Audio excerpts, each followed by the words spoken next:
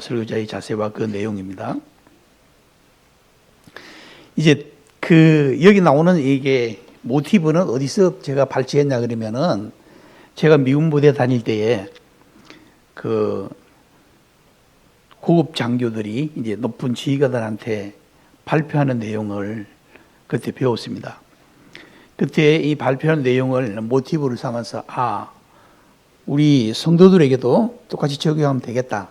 단지 말씀의 기준에서 살짝 바꾼 겁니다. 그렇게 하시고 보시기를 바랍니다. 근데 첫 번째 인사가 중요하죠. 우리 인사할 때쯤 되면은 뭐 정겹게 뭐 한 주 동안 있었던 일들 어떻게 지내냐고 뭐 이렇게 성도들 서로 호응하면서 이제 가볍게 너무 길게 하는 게 아니라 이제 가볍게 이렇게 인사를 나누는 것이 적당하다는 겁니다. 그 다음에 열정에 들어가서 이제 외모는 우리 볼 때 그 높은 사람 앞에 그 브리핑 할 때 보면은 정복 차림으로 잘 갖추어서 이렇게 브리핑을 합니다. 그와 마찬가지로 외모는 최대한으로 예를 갖추자. 우리가 예를 갖춘다는 것은 에티켓입니다. 또 상식이고 우리가 전에는 그 결혼식을 하게 되면은 예식장이라 그러잖아요. 왜 예식장입니까? 왜 예식장으로 그 결혼식장을 예식장이라 그럽니까? 예를 중심해서 그죠? 신랑 신부가 또 특별한 옷을 입고 또 예에 따라서 갖추는 걸 말합니다. 그 참석하는 사람들도 역시 또한 예를 갖추어서 이렇게 참석하잖아요, 그죠? 그와 마찬가지로 이 말씀 전함에 있어도 가장 중요한 일입니다. 그래서 예를 갖추어서 최대한 예를 갖추자는 겁니다. 전에는 제가 말씀 교제할 때는 넥타이를 메고 나왔는데 저기 형제교 식구들이 함께 오면서 말이지 그 풍습이 좀 이상하게 바뀌어가지고 그래서 저도 할 수 있게 그 풍습에 따라서 이렇게 넥타이를 안 메고 이렇게 나와서 이게 말씀을 철하게 되는데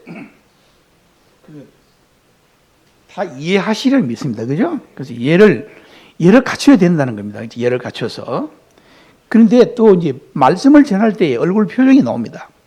표정은 쉽게 이야기해서 연출을 하라는 연출. 그때그때에 따라서 또 유머도 적당히 유머를 이렇게 섞어서 이렇게 하면은 좋은 효과를 가져온다. 성도들이 좋은 반응을 가져온다는 겁니다. 그리고 이 말씀을 전하다 보면은 비유의 말씀 또 인용해야 될 말씀이 있는데 부득불한 경우에는 뭐 세상적인 뭐 지식이라든지 뭐 예를 들어서 할 수 있지만은 가능한 한 성경 말씀 안에서 예를 갖추는 것이 좋다, 인용하는 게 좋다는 겁니다. 비유로. 이제 그 자세를 말합니다. 설교자의 자세. 보통 이 중앙에 이래 서서 이 말씀을 전하잖아요, 그죠? 중앙에서 말씀 전하는데 어떻게 가만히 보면은 그 담화문을 발표한다든지 뭐 대통령이 뭐 연설을 한다든지 뭐 일단 연설을 보면은 중앙에 서서 아주 근엄한 얼굴로 이렇게 해서 하는 걸 보게 됩니다. 그렇게 하지 말고 경직되지 않게 적당한 움직임을 가지라는 겁니다. 그러나 똑같은 행동을 반복하지 말라는 것은 뭘 말하냐면 뭐 어떤 손을 뭐 올리다거나 내렸다거나 뭐 앞으로 갔다가 뒤로 갔다가 이게 성도들 볼 때 불필요한 행동을 하지 말자는 겁니다. 그러면 너무 부자연스럽죠. 그런 행동을 안 하는 게 좋다는 겁니다. 이제 또 설교를 하다 보면은 이제 몸짓이 있는데요. 이게 제스처라 그죠. 설명의 독에서는 손으로 막 표현도 하고 또 자연스럽게 몸으로도 뭐 있으면 어깨도 이렇게 으쓱으쓱 한다든지. 지금 학교 다닐 때 그 웅변대회가 있어서 웅변대회. 우리 반에 공부도 못하는 애가 이러면 내가 좀 편한지 모르지만은 자기 웅변대회 나가겠대요. 그래서 이제 선생님이 뽑아가지고 너 할 수 있느냐? 이렇게 할 수 있대요. 웅변은 다 원고를 연습해야잖아요. 다 외워야 되잖아요. 그죠? 그런데 나가서 그 웅변을 하는데 그냥 손으로 그냥 다 하는 거. 이 땅이 누구 땅인데 공산당이 날뛰느냐고 막 이런 식으로 막 하더라고요. 보니까. 네, 그걸 제가 생각이 났습니다. 근데 보통 우리가 이 설교할 때도 보면은 설교에서 뭐 손을 핀다든지 아니면 뭐 제스처를 한다든지 이렇게 해서 좀 이렇게 자연스러운 표정으로 표현하는 것이 좋다는 겁니다. 이제 눈맞춤이죠, 눈맞춤.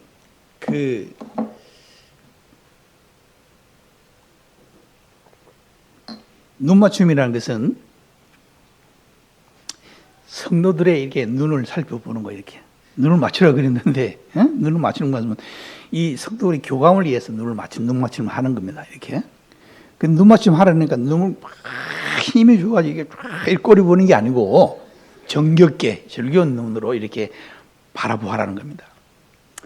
그리고 이 단에 서면요, 저쪽 뒤에 뭐 정원 형제 지금 음료수 마시는데 다 보이는 거예요, 이렇게. 그리고 저 또 주의자면서 먼저 마시잖아요, 다 보여요. 저쪽에 앉은 분도 다 보입니다. 한목에 말씀을 듣는지, 또 딴짓 하는지, 또 이런 거 다 봅니다. 살펴본다는 것은 그런 걸 살펴보죠. 근데 살펴보는 것은 몸이 뭘 말합니까? 경청을 하는지, 마리아처럼. 마리아는 말도 달라가지고 어땠습니까? 예수님의 말씀을 턱 밑에 앉아가지고 아주 경청했잖아요. 그 말씀을 듣는 태도가 그게 좋다는 겁니다. 우리 성도님들에게 말씀을 듣는 태도에 대해서 말씀하고 있죠. 이제 그렇게 하는지를 살펴보자는 겁니다. 그래서 눈맞춤 하는 거예요. 이제 설교를 함에 있어서 목소리가 굉장히 중요합니다. 이 목소리 변화. 목소리는 너무 빠르게도 너무 느리게도 하지 않고 적당하게. 참 단어 중에 제일 어려운 단어가 적당이라는 단어라 그랬는데 어떤 게 적당한 건지 잘 아시리라 믿습니다. 적당하게 이렇게 하는 게 좋습니다. 목소리 톤도 보면은 강약 조절을 하라는 거예요. 강약 조절. 강하게 했다가 또 약하게 했다가. 그러니까 일정한 톤은 지루함을 준다는 겁니다. 예, 지루함을 줘가지고 집중력을 잃게 한다는 거예요. 일정한 톤. 아주 그냥 쭉. 근데 제가 어느 교회 방문했더니만은 이제 설교를 하는데 보니까 눈 맞춤도 하지 않고 목소리도 그냥 들리는 도 마는 도. 그래서 눈을 어디로 시선을 두냐면은 한쪽으로 이렇게 탁 시선을 두고 있다가 저 멀리 보고 이렇게 말씀하는 거예요. 그러면 아니 되겠죠. 그죠? 딱 바라보고, 그 다음에 이 정확한 발음도 중요하지만은 이 강약 조절이 그만큼 중요하다는 거예요. 말씀할 때. 무슨 뭐 강조할 일일 때만 크게 한다든지 뭐 이렇게. 그죠? 이제 조정을 했어. 강약 조절하고 발음도 정확하게 해야 된다는 겁니다. 그런데 언제 이 말이 빨라지냐 그러면은 설교 준비한 내용이 있습니다. 하다 보면은 그 내용 분량을 많고 시간 안에 해야 되겠고, 그때 되면 이제 시간과 맞춰보고 시간하고 설교 내용하고 자기 준비하기 알잖아요. 그죠? 다 끝내려고 그냥 하게 되면 막 말이 빨라지고 정확한 발음이 안 나오게 되는 걸 보게 됩니다. 이제 그렇게 하지 말고 설교 준비할 때도 딱 그 시간에 맞게끔 이렇게 준비하는 것이 좋습니다. 그렇게 해서 말씀을 전하는 게 좋겠죠. 그 다음에 이 설교라는 것은 말씀이 끊어지면 안 되는 거예요. 멈추지 말고 이렇게 계속해서 설교 끊기지 않도록 하라는 겁니다. 이제 이 글씨체라는 것은 이 PPT 사용할 때 해당되는 말인데요. 저처럼 이렇게 이제 PPT를 사용하잖아요. 그죠? PPT 사용할 때는 글씨가 여러 가지 체가 있습니다. 글씨체 보면은. 딱 보아서 보면은 뭐 난해하지 않는 글씨, 뭐 나무 목자라든지 뭐 아주 조그맣게 이상한 글 모양을 택하는 것보다도 정체로 쓰는 것이 좋다는 겁니다. 그리고 제가 가끔 요한복음 교제할 때 보면은 이 사파를 들어가잖아요. 사파, 그죠? 이 사파를 넣는 것은 관련된 그 말씀에 관련된 사파를 하는 것이 좋죠. 그래서 도움을 줄 수 있다는 겁니다. 그런데 우리 사람이 깨닫는 것이 두 가지가 있습니다. 주님께서는 앞을 보지 못하는 사람에게는 어떻게 합니까? 귀가 성하게 귀로 말씀을 듣는다는 겁니다. 그런데 귀가 먹은 사람에게는 눈을 밝게 하는 거죠. 눈을 밝게 해서 어떻게 합니까? 눈으로 보고 깨닫게 된다는 겁니다. 그런데 이 두 가지를 합해서 시청각, 보고 듣고, 시청각 교육이라는 것은 뭘 말하냐면은 듣기도 듣지만은 보는 거예요. 그러면은 쉬워질 뿐만 아니라 깨닫는 것이 빨라진다는 거예요. 그래서 시청각 교육의 장점을 이용하자는 거예요. 그래서 제가 PPT를 사용합니다. 물론 꼭 그렇게 하라는 건 아니지만은 그런 효과가 있기 때문에 PPT를 사용하게 되죠. 그리고 내용을 아주 충실하기 위해서는 뭘 준비해야 되냐 그러면은 성경 속에 나타나는 배경. 이 성경에는 이 말씀이 기록된 배경이 어떻게 됐느냐.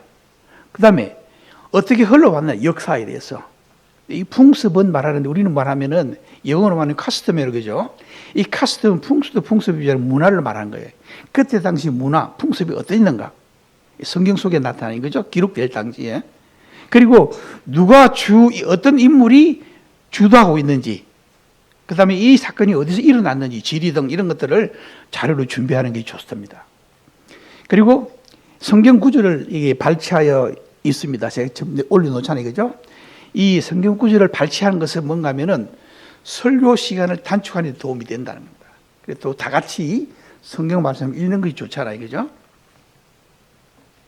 근데 성경 읽을 때에 차이점이 있어요. 뭐, 교독을 한다든지, 제가 읽고 같이 읽는다든지, 아니면 한 목소리에 다 읽는다든지, 어떤 특정인을 지정해서, 그 다음에 성경을 읽을 때 다 차이점이 있어요. 효과도 그렇고, 여러 가지 다른 점이 있습니다. 근데 즉흥적으로 하는 것이 아니라, 그것도 표를 해가지고 나만 알 수 있는 표를 하는 거예요. 요 말씀은 교독을 해야 되겠다. 요 말씀은 한 목소리 해야 되겠다.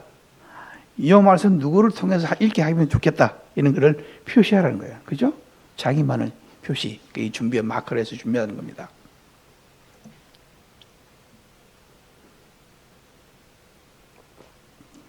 이 두 번째 파트에 대해서 이제 설교 내용에 대해서 말씀드리겠습니다.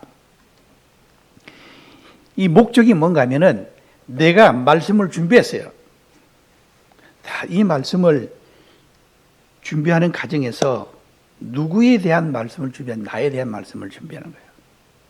내가 이 말씀을 준비했을 때 이 말씀을 보았을 때 내가 감명이 있고 많은 교훈을 얻었다면 그때 비로소 성도들에게 전하는 거예요.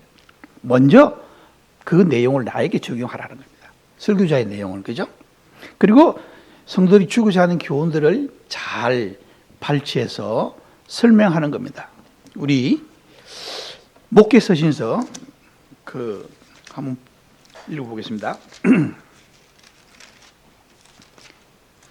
디모데전서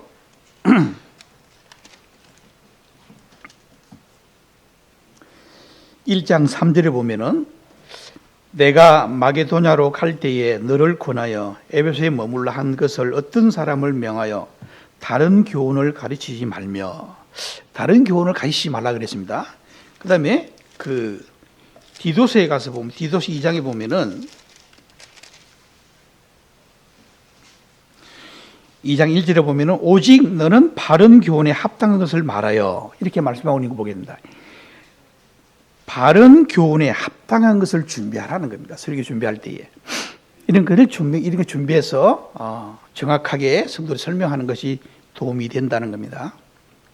자, 그러면은 이제 설교 계획 가서 보면은 설교 제목을 정합니다. 그리고 그 설교 제목을 먼저 정해놓고 그 다음에 거기에 대한 내용을 이제 기록하고 교재 나누는 이런 부분들을 준비합니다. 그러면은 어떤 성경에 보면은 참 세 가지로 이렇게 나눌 수 있는데요.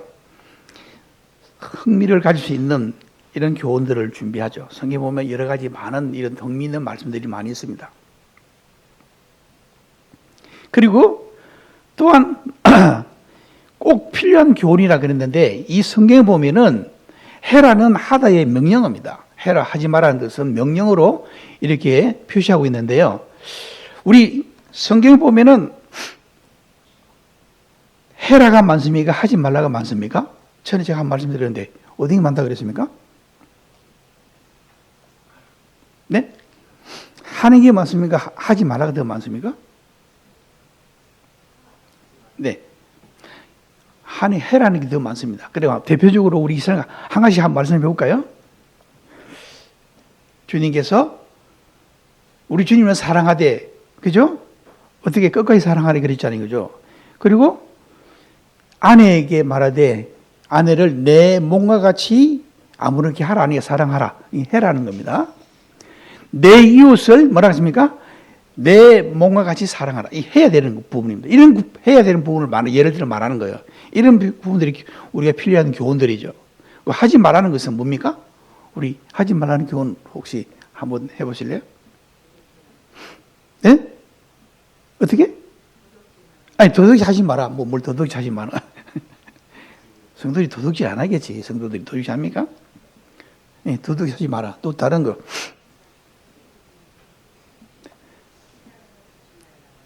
네? 세상을 사랑하지 마라. 네. 이 성경에 나오는 말씀인데 이런 교훈들이 많이 있다는 겁니다. 해야 될 것과 하지 말아야 될 것. 이거는 명령적으로 우리에게 주어진 말씀이기 때문에 지켜야 된다는 겁니다. 이런 말씀들을 찾아서 설교 준비하는 거예요. 설교 자료를. 그리고 또 보면은 제가 교파 다닐 때에 우리 교회 목사님은 어떻게 했냐면은 내가 하나님께 이렇게 기도했더니만은 나의 큰 복을 주셔가지고 우리 아들도 우리 자녀들도 다 유학 보낼 수 있게끔 다 길을 열어주셨다니 이런 이야기를 막 하는 거예요. 근데 그 이 설교를 가만히 듣고 자기 자랑하는 것 같아요. 아니 자기 어디서 나와서 목사는 일도 안 하고 이 설교만 하는데 어디서 나와서 그 자기 아들 다 왜 유학 보내합니까? 이런 건 그건 위로와 격려 말씀이 아니잖아요, 그죠? 위로의 격려를 말씀 보면은 여러 가지 많은 말씀들이 있습니다. 우리가 이 말씀을 통해서 위로받을 수 있는 이런 말씀들이 성경에 많이 있습니다. 이런 말씀들을 준비하자는 겁니다. 이제 본격적으로 설교 준비는 어떻게 하냐면은 우리 형제님들이 말씀 교제할 때에 막 아무렇게 하는 것 같죠. 이런 형식에 갖춰져 있습니다. 보면 서론을 하잖아요. 설교하기 전에 오늘은 무슨 말씀을 교제하겠습니다. 그래 내용을 딱 먼저 보여주는 거야. 그리고 이 설교의 서론의 이 내용은 뭔가 하면은 주고자 하는 교훈을 요약해가지고 이 말씀을 듣고 보니까 흥미를 막 일으키고 청종하고자 하는 이런 마음을 의욕을 정지시키는 데 효과가 있는 겁니다. 그래서 서론이 필요한 거예요. 그리고 앞으로 전개될 내용들을 어느 정도 짐작하게 해서 이해를 돕는데 그 의미가 있는 것을 말합니다. 이게 설교의 이 서론이라는 겁니다. 서론 다음에 본론이 나오죠. 이 본론은 앞서 서론에 내비쳤던 이런 내용들을 본격적으로 다루어 펼쳐나가는 과정이에요.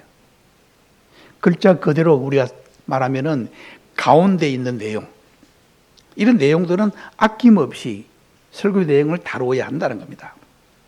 그리고 짜임새 있게 서론에 제시된 내용들을 짜임새 있게 설명하여 결론을 이끌어내는데 그 목적이 있다는 겁니다. 그리고 제일 중요한 것은 이 주고자 하는 이 교훈들을 분석하고 또 종합하여 어떻게 해야 되냐면은 똑같은 말씀이지만은 어떤 식으로 설교해 나가냐에 따라서 성도들이 받아들이는 자세가 다르다는 겁니다. 그 효과도 다르게 나타난다는 거죠. 이걸 잘 펼쳐나가는 것이 중요한 부분이라는 겁니다. 그리고 본론에서는 설교의 중요한 핵심 부분이므로 아주 중요한 부분이라는 것을 잘 인식하고 해야 될 것입니다. 그럼 본론이 갖춰야 할 요건에 대해서 말씀드리겠습니다.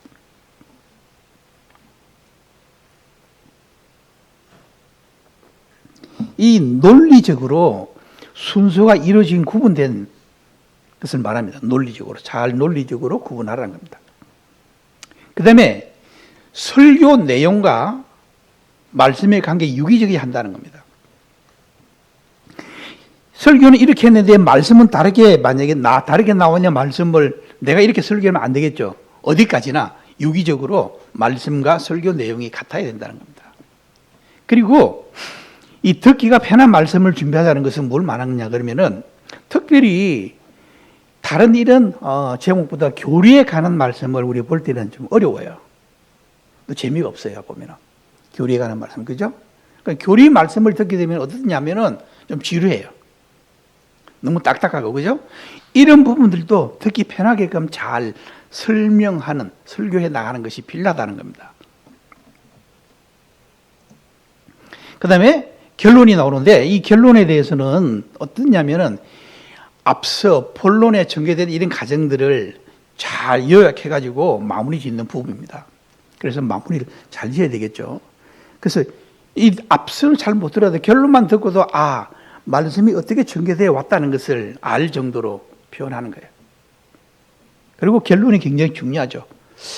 결론이 흐지부지하면 용두삼이 격이 된다는 것을 말씀드릴 수 있습니다. 결론이 갖춰야 할 조건에 대해서 보면은 이 본론에서 다른 내용을 중요한 것만 간단하게 간추려서 설교를 한다는 겁니다. 옛날에 보면은 우리 선배들이 말씀을 전할 때 보면은 뭐 기록된 것이 아무것도 없는 것 같아요. 그 성경을 워낙 많이 봐가지고 머릿속에 다 들어가지고 이 말씀은 어떻게 나온다, 이렇게 나온다, 그 훈련이 됐겠죠. 그런데 설교 제목은 딱 정해졌어요. 근데 한 5분 정도 할 때는 그 제목대로 말씀 나가다가 그 다음부터는 전에 전했던 내용이 똑같은 내용이 또 나오는 거예요. 그리고 다음 시간 보면 또 설교를 제목을 정했는데 한 5분 정도 나가다가 그 뒤에 가면 또 똑같은 말씀이 다 똑같은 말씀이에요. 그래가지고 어떤 때는 어땠냐면은 설교 제목 오늘 이 말씀이 좀 다르게 했는데 벌써 이제 이 끝나면 이 말씀 볼 거야? 성도들이 또 지나고 이거 끝나면 이 말씀 볼 거야? 이렇게 전했던 걸 보게 됩니다. 물론 뭐 그렇게 한다 하더라도 나쁘지 않겠죠. 그러나 이왕이면은 이게 말씀을 전할 때에 뭐 성경을 같이 펴보면 같이 펴든지 옆에 있는 말씀이 좋다 해서 편 김에 또 옆에도 보자. 옆에 그거 한번 읽어봅시다. 이거 하고 내가 주고자 하는 말씀을 교훈 중하고 다르잖아요. 그리고 덧붙여서 그냥 막 이래 살을 덧붙여 나가는 거예요. 내용에서 조금 벗어나가지고 덧붙여 나가야 되면 어떤 현상이 일어납니까? 설교 시간만 길어지는 거예요. 이게 굉장히 중요한 겁니다. 이런 말씀들을 경제사역자 모임에서 이렇게 교제를 했는데 그 선배들이 많잖아요. 고개를 숙이고 이렇게 하고 있더라고요. 내가 들으니까 설교에 준비한 내용을 다뤄야 될 텐데 준비되지 않는 부분을 덧붙여서 막 자꾸 하니 설교 시간만 길어지는 거 아닙니까? 이 간추린 내용은 이 본론에서 다루었던 이런 것들을 한정되어야 한다는 겁니다. 그리고 말씀 전체 요지를 간략하고 명확하게 파악해야 된다는 겁니다. 이 결론이 갖춰야 할 조건이죠. 설교의 효과는 굉장히 중요합니다. 듣는 이의 결심을 촉구하고 행함으로 유도한다. 자, 성도님들이 오늘 어떤 주제의 말씀을 가지고 설교를 했습니다. 자, 성도들이 그 말씀을 들었는데 한쪽 귀를 듣고 요 문을 나가면 잊어버리면 어떻게 되면 설교 효과가 있겠습니까? 없겠습니까? 그럼 설교가 잘못됐다는 거예요. 그래서 어떤 그 장로님이 이야기하는데 똑같은 내용의 설교를 한 달에 2번씩 했대요. 그래도 앞서 한 설교 내용을 모르더라는 거예요, 성도들이. 그죠? 그래서 1년에 설교는 한 3번이나 세 군데, 4군데, 많으면 5군데 하면 된다는 거예요. 돌려가면서 하면 돼, 그거를. 그러면 안 되겠죠. 예? 근데 우리 성도들이 설교를 할 때에 집중적으로 잘 듣고, 내가 오늘 이 말씀이 내게 주어졌으니, 내가 이 말씀을 통해서 앞으로는 주님 앞에 어떻게 하고, 내가 어떻게 행해야 되겠다. 이렇게 갖는 것이 효과적이라는 겁니다. 이 설교 효과라는 거죠. 그리고 앞으로의 전망을 비친다는 겁니다. 앞으로. 내가 앞으로 주님을 섬기는데 어떻게 섬겨야 되겠다. 그게 설교하는 내용의 주된 것입니다. 이 설교 효과죠. 열심히 설교했는데 성도들이 엉뚱한 반응을 보인다? 그럼 설교 효과가 없겠죠. 그럼 어떻게 됩니까? 내가 더 알차게 준비하자는 거예요. 설교하는 자가. 알차게 준비해야 된다. 이제 성장 과정을 돕는다. 이 성장 과정이라는 것은 설교만 듣고 성장하는 것이 아닙니다. 우리 삶 가운데에 말씀 안에 성장되는 것은 이 설교는 한 20% 정도 차지하는 겁니다. 생각합니다. 한 20% 정도. 나머지는 어떻게 됩니까? 평소에 저희들이 집에서 말씀을 읽고 묵상을 통해 주님을 사모하고 이게 성장되는 주요 요인이 된다는 겁니다. 그래서 설교는 단지 성장할 수 있도록 돕는 과정에 지나지 않는다는 겁니다. 제가 한번 질문해 보겠습니다. 주일날 들은 말씀을 가지고 일주일 동안 얼마나 그 말씀을 상고합니까? 그 말씀을 얼마나 생각하고 있습니까?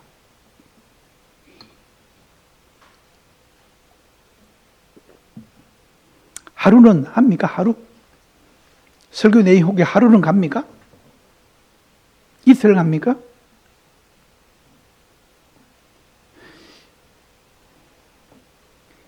그렇지만은 이 설교라는 것이 그렇습니다. 앞에 말씀이 전해질 때에 누가 이야기할 때 어떤 분이 이야기할 때 콩나물 시루에 비유하더라고요. 콩나물 시루.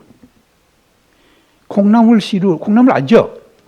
콩나물을 키우는데 물을 위에서 씩 보면은 물이 콩나물 안에 빼 있습니까? 지금 다 밑에 다 흘러가잖아요. 밑에 다 흘러져. 그런데 보면 콩나물은 보면 자라. 예? 물은 자란다는 거예요. 그게 설교 효과라는 겁니다. 설교도 보면은 이 콩나물 씨이 물 붓듯이 물을 부으면은 물이 다 빠지고 없는 것처럼 보이지만은 그래도 성도들이 자라난다는 거죠. 그죠? 그 정도 효과면 된다는 겁니다. 우리는 성장이라는 것은 그리스도의 장성한 분량까지 자라가야 되는데 그게 설교는 조그만 보탬이 되면 좋겠다는 겁니다. 이제 설교 형식에 대해서 말씀드리겠습니다. 설교 형식은 세 가지 형식이 있는데요. 이 단회적인 설교. 이 단회적인 설교 보면은 이 주제별로, 성경에 보면 주제별이 많이 나와 있습니다. 이 주제별을, 오늘은 사랑에 대해서, 내일은 믿음에 대해서, 모레는 행함에 대해서, 이렇게 이 주제별로 전하는 설교를 말합니다. 단회적 설교. 이건 시리즈가 아니죠. 그 다음에 장절, 어느 장절을 통해 가지고 또 거기에 대한 말씀을 전하는 걸 말합니다. 그 다음에 인물, 성경에 나오는 인물이 굉장히 많아요. 믿음이라면 누굴 말합니까? 믿음은 아브라함. 나는 이런 왕이 되고 싶다. 그러면 누구 말합니까? 왕. 예, 다윗 왕을 말하죠. 그죠? 고난을 대표하는 인물. 예? 네, 욥. 그렇잖아요. 욥. 고난을 대표하는 인물. 이런 식으로 구약의 인물은 그렇지만 신약에 와서는 예수님께서 가장 사랑하는 세 제자가 있습니다. 누굽니까? 네? 나이 순서로 되어 있죠. 베드로, 요한, 야고보. 근데 이 베드로는 세 번이나 주님을 부인했어. 참 이런 인물들을 준비해서 설교를 준비하면 재밌을 거예요. 그런데 예수님께서 베드로에게 세 번 부인한 베드로에게 뭐라고 했습니까? 물어보니 네가 나를 사랑하느냐? 몇 번 물어봤습니까? 세 번씩이나 물어보는 거예요. 요한은 어떻습니까? 요한은 이제 예수님께 사랑하는 제자인데 요한을 이제 죽이려고 그랬는데 그를 살려가지고 이 반모라는 성문으로 보내서 마지막 계시록을 기록했던 것을 보게 되죠. 자, 이런 인물들 보면 성경에 있는 인물들이 많이 있습니다. 근데 바울은 어떻습니까? 바울은 이 다메섹 도상에서 바울을 우리 주님께서 그를 건져내시어서 서신서 이 구약의 사도로, 구약이나 신약의 사도로서 크게 쓰임을 받고 많은 교훈을 우리에게 주었습니다. 근데 바울은 어떤 특성이냐 그러면은 결혼을 안 했어요. 근데 결혼 안 한 자에게 이렇게 교훈을 줍니다. 내가 결혼 안 하고도 살 수 있으면은 나처럼 그렇게 되라 그러니까. 그렇지만은 마음이 정욕이 불고 이럴 때보다도 결혼한 것이 낫다 그럽니다. 자, 결혼해야 되겠습니까? 안 해야 되겠습니까? 이런 내용을 다루는 거예요, 그죠? 이건 내용 말합니다. 그 다음에 교리 공부, 아까 제가 말씀드린 교리에 대해서 말씀이 있죠. 그리고 평소에 듣던 말씀이 아닌 이 특별 교제 말씀, 우리 성도 집회한다 그러면은 우리 듣지 못한 이 말씀들이 가지고 말씀 전하잖아요. 이게 단회적 설교라는 겁니다. 이제 강해 설교라는 것은 어느 한 책을 이게 선택해 가지고 연속적으로 설교하는 것을 말합니다. 저는 지금 요한복음을 가지고 지금 설교하고 있잖아요. 그죠? 강해 설교. 우리 김조명 지금 11기 상 가지고 계속 이제 설교하고 있잖아요. 그죠? 근데 우리가 말씀을 읽을 때에 어디서 읽습니까? 이 강해 설교하고 단회적인 설교하고 비추어 볼 때에 우리 성경 읽을 때 자, 해가 바뀌었습니다. 그래서 이제 새로운 결심을 하는 거예요. 내가 작년에는 성경 한 번을 다 일독을 못 했는데 올해는 일독을 하고 싶다. 그래서 시작합니다. 창세기부터 시작해요.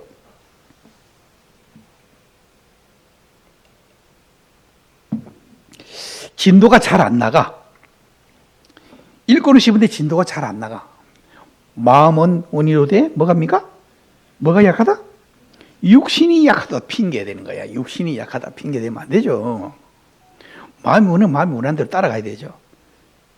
그때는 처음부터 천천히 읽어 나갑니다. 이렇게. 그리고 읽어 나가다가 읽는 거는 계속해서 읽어 나가는 거예요. 오늘 1장에서 내일 2장 속에서 읽어 나가는 게 계속 어디까지? 계시록 끝까지. 그런데 그 중에 나오는 이런 말씀 읽어가는 중에 어떤 이런 좋은 특별한 이 주제 할 만한 이런 건 있습니다. 그리고 또 인물 이런 것들을 볼 수 있죠. 사건 이런 것들을 찾아 또 공부하는 거예요. 이렇게 겸해서 이렇게 성경을 보면은 도움이 됩니다. 그게 단회적 설교와 강해 설교에 대해서 말하고 있는 거죠. 그 다음에 시사 설교가 나오는데요. 시사 설교는 세상 사람들이 관심을 가질 만한 것보다도 우리 성도들이 흥미를 갖고 있는 이런 사건들을 말합니다. 그런데 그런 사건들을 말할 때에 그걸 세상적으로 풀이해서는 안 된다 그죠. 이 세상이 돌아가는 모든 것은 성경 말씀에 비춰볼 때 내가 때가 어느 정도 왔다는 걸 알 수 있어요. 그래서 그 표본이 누군가 하면 그 핵심이 누군가 하면 이스라엘입니다. 유대인을 중심으로 일어나고 있는 걸 보게 되죠. 그러니까 유대인은 시계입니다. 시계. 이런 내용들을 잘 간추려서 설교하는 것을 시사 설교라는 겁니다. 그리고 설교할 때 주의해야 할 점은 어떤 게냐면은 어떤 특정인을 이렇게 지정해서 설교하는 거예요. 이거는 참 나쁜 설교입니다. 그런데 어떤 일이냐면은 이 말씀을 준비해서 이 말씀을 전합니다. 그런데 그 말씀을 전할 때에 듣는 이들 하여금 내 마음에 찔리고 아픈 거예요. 그럼 어떻게 됩니까? 저 형제는 꼭 저런 말씀만 본다고 생각합니까? 아니면 어떻게 됩니까? 그건 성령 인도하시는 거예요. 그 말씀은 나에게 놀라운 교훈을 주고 있는 거라. 그렇지만 특별한 성도에서 설교하는 건 금해야 된다는 겁니다. 설교자의 마음가짐에 대해서 살펴보겠습니다. 설교를 준비할 때는 충분한 기도 가운데 하라는 겁니다. 이 성령님의 인도라는 것은 어떠냐면은 그때그때 다르게 일어나지만은 기도 가운데서 일어난다는 겁니다. 이 말씀, 제가 드린 말씀은 뭔가 하면은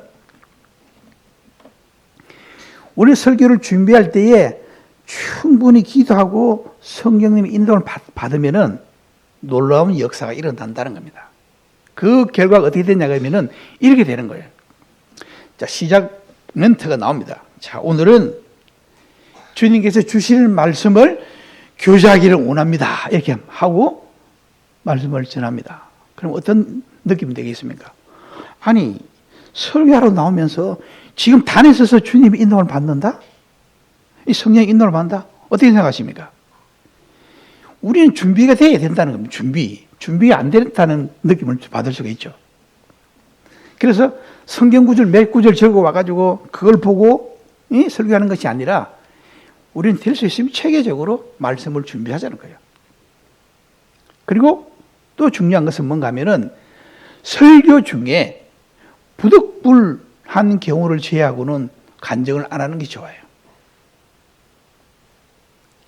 생활 간증을 말합니다. 이거 말하면 제가 말씀드린 생활 간증을 말하는 거예요. 자기 자랑처럼 들리게 된다는 거죠. 물론 좋게 받아들이면 좋겠지만은 될 수 있으면 자제하는 게 좋다는 겁니다. 자, 설교 시간은 어떻게 해야 된다고요? 설교 시간은 짧게 사용하자 그랬습니다. 짧게. 그 짧게 얼마나 해야 됩니까? 제가 한번 물어보십니다. 설교 시간은 얼마가 좋다? 40분이 좋다. 한번 들어보세요. 40분. 3인 40분. 45분. 50분. 그럼 1시간. 손 안 드는 분은 뭡니까? 그러면은. 예?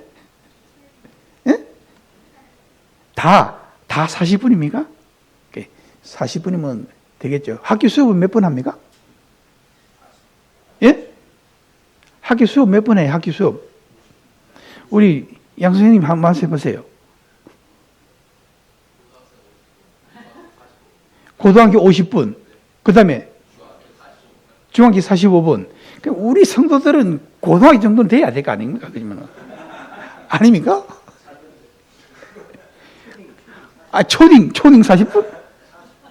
초딩 40분. 그러면은 중학생 정도 하면 되겠네, 중학생. 보통 설교할 때 50분에 10분 휴식. 우리 여기 교육받으러 가면은 50분 수업하고 10분 휴식 이런 시간을 갖죠. 어쨌든 시간은 1시간 넘기지 말자. 너무 깁니까? 45분이 적당하겠죠. 어쨌든 짧은 시간을 갖자는 겁니다. 그리고 또 구륙의 열정을 가지고 설교를 해야 됩니다. 성도 입장에 선다는 것은 참 영어가 보면은 한문 좀 떡거립니다. 제가 이 understand 해놨잖아요. 그죠? understand 뜻이 뭔지 아십니까? 우리 understand는 뭐라 그럽니까? 이해한다는 거죠. 이해. 어떻게 이해한답니까? 예? 내가 그 사람 밑에 서야 이해할 수 있다. 내가 그 사람 위에 서 있으면 높은 사람은 부하 직원들의 이해를 할 수 없다는 거죠. 그 영어가 참 좋은 뜻거리입니다. 보면 understand. 네, 성도 입장에서 생각하자는 거죠. 그리고 중요한 것은 설교 내용을 암기하라는 겁니다. 자, 옛날에는 암기했는데 암기하기 참 어렵죠. 암기 못하면 어떻게 됩니까? 훈련하고 연습하고 이 시간, 이 설교 다음 파트가 뭐가 나온다는 걸 알아야 되죠. 자기가. 이렇게 완벽하게 준비하는 게 좋습니다. 자, 그러면 이제 마지막으로 말씀 준비에 필요한 서적들에 대해서 저는 이런 서적도 사용합니다. 자, 성경. 이 성경이라는 것은 이 번역하는 과정에서 많은 오류가 있어요. 그래서 한국만 보지 말고 개역, 우리가 본 성경이죠. 그 다음에 우리말 성경이 있습니다. 그다음에 공동 번역. 그 다음에 킹제이 험정역도 나오죠. NIV 바이블, NIV 성경 나옵니다. 자, 이런 성경들이 다 안 사도 돼요. 제가 팁을 주면은 우리 용평이가 잘 활용하고 있더라고요. 내가 팁을 주면은 휴대폰을 보면 바이블 앱이라는 게 바이블 애플이라는 게 있어요. 그 앱에 다운 받으면은 이게 다 들어 있어요. 이런 것들이 그렇게 해서 사용하면 되겠습니다. 그리고 또 뭐가 있어야 되냐면은 원어 성경 번역본. 이 바이블 앱에 보면 원어 성경이 있는데 그거는 히브리 말로 그냥 헬라 말로 그냥 다 써놨어요. 이렇게 공부를 안 하면 읽을 수가 없어. 뜻도 몰라. 그런데 이 원어 성경을 번역하는 번역본이 있어요. 그 성경을 사서 보자는 겁니다. 그리고 주석이 필요하죠. 주석. 내가 깨달은 말씀이 이렇게 깨달았는데 이분이 주석에 보면 이렇게 말씀하고 있구나. 또 다른 주석을 보니까 또 이렇게 또 다르게 하고 있구나. 또 다른 주석을 보니까 또 다르게 표현하고 있어요. 그럼 어떻게 됩니까? 주석 세 개가 다 다르면은 객관적 입장에서 내가 택하는 거예요. 이분은 이렇게, 이거는 참고로 한다는 거예요. 근데 무시하는 게 아니라 참고 정도로 해라는 겁니다. 그거는 주석은. 주석이 있어야 되겠죠. 한 개보다는 두 개, 두 개보다는 세 개가 더 좋다는 겁니다. 많으면 많을수록 좋겠죠. 그 다음에 성경에는 어려운 낱말들이 많이 있어요. 옛날 성경 물어보면 혹시 우리 젊은 애들에게 물어보겠습니다. 우리 옛날 성경에 보면은 문이 돌적이를 따라 돌아간다는 말이 있어요. 성경이. 그게 뭔 말인지 아세요? 우리 성은이 문이 돌적이 따라 돌아간다는 말. 혹시 성현이는 알아요? 돌적이 따라 돈다. 문이. 이거 뭐 옛날 성경 나와 있어요. 거기 보면은 우리 나이 드신 분들 알죠? 돌적이를 달아 둔다는 말. 홍영 혹시 아세요? 아, 이거 큰일 났네. 이거 봐야지. 그게 개정기가 아니라 옛날 성경에 보면 그렇게 번역되어 있어요. 문이 돌적이라는 건 뭔가 하면은 옛날 문고리 있잖아요. 문이 이 장석처럼 달려 있는 거 있잖아요. 이렇게 돌문 돌아가는 거 있잖아요. 이렇게 문이 달렸잖아요. 이렇게 지금 우리 성경 우리 보면 문이 그 장석이라는 건 뭐라 그럽니까? 이게 예? 경첩이라 그러죠. 그걸 이 문을 돌면은 거기 문을 열면 그 따라 돌아가잖아요. 이게 그걸 어떻게 표현하면 돌적이를 따라 돌아간다 그랬어요. 성경이 그렇게 번역해놨다고 보면은 그 누가 알겠습니까? 그렇게 그런 번역들이 있어요. 성경 보면은 옛날 말로 번역하는 게 많이 있어요. 그래서 보면은 그 번역할 때 이게 말이 다르게 번역이 되기 때문에 오류가 있기 때문에 이런 것이 필요하죠. 그래서 많이 이런 것을 봐야 됩니다. 낱말 사전에 어려운 낱말들이 많이 나오는데 그 낱말 사전이 있어요. 그 어려운 낱말들이 표현해서 아 이거는 무슨 뜻이다. 성경 구절 어디 몇 장 몇 절에 나온다. 이런 낱말이 나온다. 이 낱말 사전이 있습니다. 성경. 그 다음에 성구 사전이 있어요. 성구 사전이라는 것은 어느 구절을 한 낱말만 하는 게 아니라 구절을 해서 또 기록해놓은 사전이 있어요. 그 성구 사전입니다. 그리고 이제 마지막으로 성서 지도가 있어요.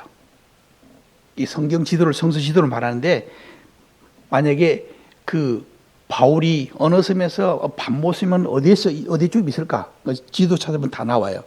아 요한이 여기 밥 모는 섬이 여기쯤 있었구나. 고린도가 어디쯤 있었구나. 뭐 에덴 동산은 어디쯤 있었구나. 이런 지도가 있습니다. 성서 지도. 이런 것들이 있어야 되겠죠. 이런 것들을 참조해서 설교를 준비하는데 도움이 되시기를 바랍니다. 이제 마지막으로 덧붙여서 이제 사회자에 대해서 말씀드립니다. 이 사회자는 뜻은 Master of Ceremony입니다. 세레모니라는 행사를 말하는 거죠. 어떤 행사를 주관하는 사람을 가리켜서 사회자를 그러죠. 진행자. 그런데 일반 바깥에서 일어나는 일들, 뭐 방송에 있을 일들은 이 세레모니 MC가 모든 것을 거의 다 자유지 다 합니다. 그런데 성경에 말하는 우리 모임 안에서 사회자는 그런 뜻으로 사회자의 뜻이 아닙니다. 할 때는 자기가 주도적으로 하는 게 아니라 설교자의 도움이 역할을 하는 것이 사회자입니다. 다르죠? 그래서 이 카멘트 할 때도 간단 명료하게 이 설교자 중심으로 이루어져야 된다는 겁니다. 즉 말하면은 침례 요한의 역할을 하라는 거죠. 요한은 누구를 위해서 오신 분입니까? 침례 요한이 자기 뒤에 오실 예수님 위해서 먼저 왔잖아요. 그죠? 먼저 와서 그 길을 예배했던 것처럼 모임에서 사회자라는 것은 바로 그 역할이라는 겁니다. 그렇게 하셔서 이제 앞으로 우리 자매님들도 우리 형님들이 설교 준비를 하는데 어떻게 하는구나 하는 것을 아시길 바라고 우리 형제님들은 또 이런 것들을 통해 가지고 어떻게 정리해서 설교해야 될 것이냐에 대해서 참고하시기를 바랍니다. 기도하고 마치겠습니다.